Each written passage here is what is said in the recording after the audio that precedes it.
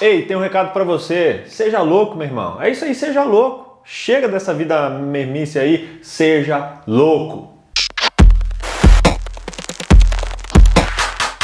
Bom dia, que bom estar com você.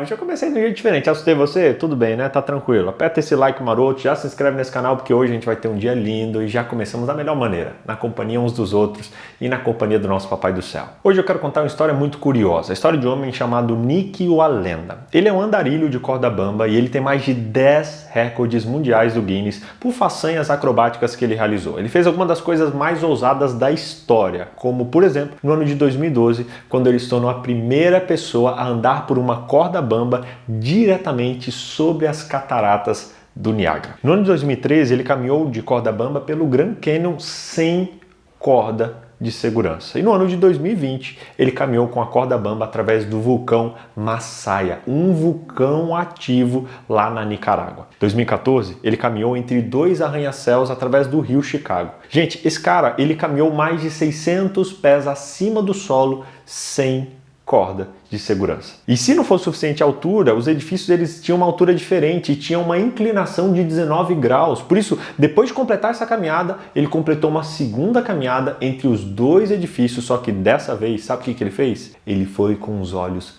vendados. Ele é corajoso ou ele é um louco? Esse cara divide opiniões. Alguns não têm certeza se ele é corajoso, se é um louco ou se é apenas um maluco. Mas gostando ou não dele, é impossível ignorar as suas grandes façanhas. Os seus passeios ali em Chicago foram transmitidos em mais de 200 países. E inclusive foi a transmissão mais assistida do ano no Discovery Channel. Se você pensou que andar numa corda bamba entre dois edifícios era ousado, encontramos a situação ainda mais impossível lá na Bíblia, no livro de 1 Samuel. Qual é, BJ? No capítulo 3, Israel está em uma batalha contra os seus arquirrivais, os filisteus. Os israelitas e os filisteus eles foram inimigos ferozes por gerações. E durante o reinado do rei Saul, foram os filisteus que tiveram a maior vantagem. Quando Israel viu que eles estavam em desvantagem numérica, eles perderam a coragem e começaram a fugir. O rei Saul ele estava acampado em Gilgal. Os seus homens estavam tremendo de medo. E para piorar a situação, os israelitas não tinham nenhuma arma. Os filisteus eles estavam tão dominantes que eles não permitiam que nenhum ferreiro trabalhasse na terra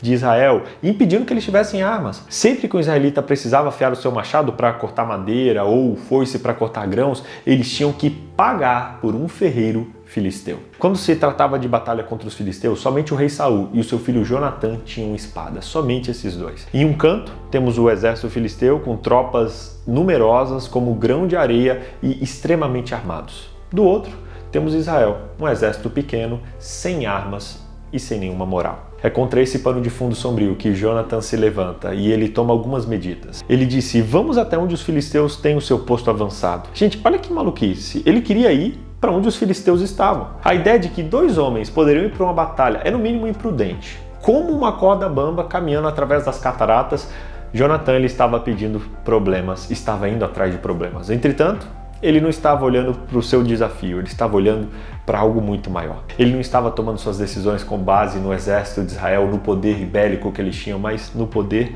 do Deus de Israel. Jonatã então ele disse ao seu portador de armadura: talvez o Senhor nos ajude, pois nada pode atrapalhar o Senhor. Ele batalha, quer tenhamos muitos guerreiros ou tenhamos apenas algum. Eu sei que você pode achar estranho estar chamando Jonatas de Jonatã, mas não importa. Isso fala do mesmo homem que, inclusive nesse momento, lembrou a história de Gideão, um juiz anterior da história de Israel que derrotou um exército midianita com muitos milhares, com apenas 300 soldados ele conquistou essa vitória. Jonatã sabe algo sobre o seu Deus, ele sabia alguma coisa sobre o poder de Deus que as pessoas parecem ter se esquecido. Jonatas ele sabia que Deus não precisa de um grande exército para ter uma grande vitória. Jonatas não estava certo da vitória, mas ele sabia que Deus era capaz de conceder aquela vitória. Eu quero fazer uma pergunta para você. Você estaria disposto a sacrificar a sua vida e arriscar a sua vida confiando no poder de Deus? Jonatas ele estava numa posição corajosa, só que ele estava atento à liderança de Deus. Ele estabeleceu uma conexão com Deus, sabendo que Deus poderia trazer aquela vitória naquele momento. Jonatas fez até um combinado com Deus. Se os filisteus vissem ele e o convidassem para lutar, eles iriam, entenderiam isso como um sinal de que poderiam lutar. E foi o que aconteceu. Eles arriscaram suas vidas, lutaram, mataram não apenas 2, mas cerca de 20 homens. E isso fez com que o exército filisteu, atingido pelo pânico, entrasse numa tremenda confusão. A Bíblia conta que Deus enviou um terremoto, lançando os filisteus num caos total. E num minuto, o rei Saul estava perdendo as tropas, mas no outro, as suas tropas estavam voltando porque os filisteus estavam confusos. Israel, nesse momento, teve uma grande vitória, porque Jonatas se levantou corajosamente quando outros se retiravam com medo. Sabe, você também pode ser corajoso como Jonatas, quando você se lembrar que Deus é forte, que Deus está com você. Quando você assume um risco, sair, liderar ou fazer algo na confiança de que Deus está com você, você vai ter a vitória, porque a vitória não é conquistada pelas nossas forças, mas pela força de Deus. Muitas vezes a gente olha para situações, para desafios, e a gente pensa, eu não vou conseguir, é impossível conquistar, é impossível fazer. Pare de olhar para as suas forças e olhe para as forças daquele que é a sua força, que é o seu Deus, o seu Pai do céu. Que diante do seu dia você possa colocar-se diante de situações maiores do que você pode conseguir fazer sozinho. Pare de se aventurar apenas naquilo que está no seu controle,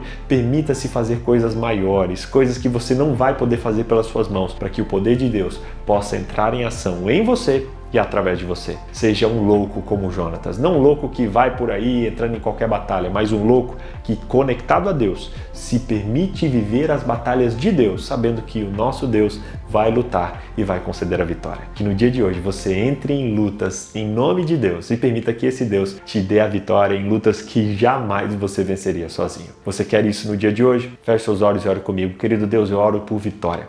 Peço vitória sobre a vida dessa pessoa que está me assistindo nesse momento. Que o Senhor a fortaleça, que o Senhor a conduza e o Senhor a ajude a ter vida e levar vida para as pessoas que ela entrar em contato.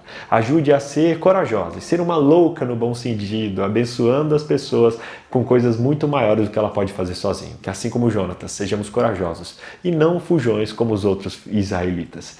Cuide da vida dessa pessoa que está comigo nesse momento. Abençoe o seu dia. É o que eu peço em nome de Jesus. Amém. Se você orou comigo, escreva aí nos comentários. E se você quer aprender mais, quer se aprofundar nesse conhecimento, clica no link que eu deixei na descrição e conheça o meu livro, As 9 Linguagens de Deus, que com certeza vai te ajudar a ter um relacionamento mais próximo com o Papai do Céu. Clica aqui na descrição do vídeo e vamos juntos se aprofundar nesse conhecimento. Tchau, tchau. Até amanhã.